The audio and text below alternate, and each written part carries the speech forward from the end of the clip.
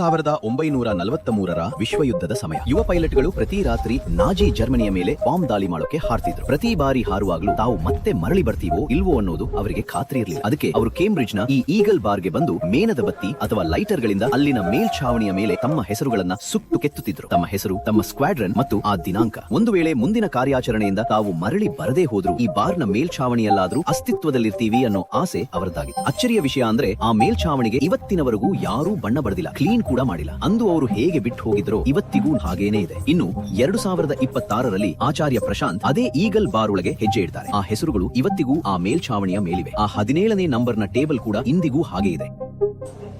ಈ ಈಗಲ್ ಅನ್ನೋದು ಹೋಟೆಲಾ ಅಥವಾ ಬಾರಾ? ಇದು ಬಾರ್. RAF ಬಾರ್ ಇದು.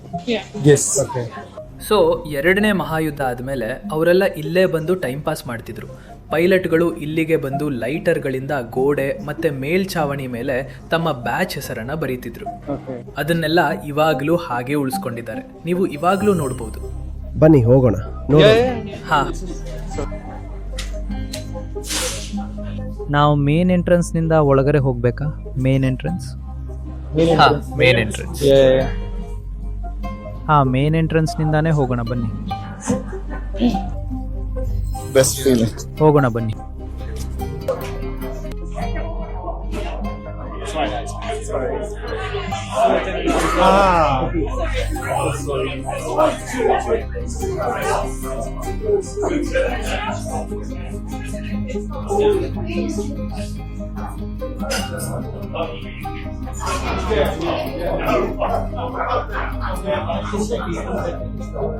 The DNA.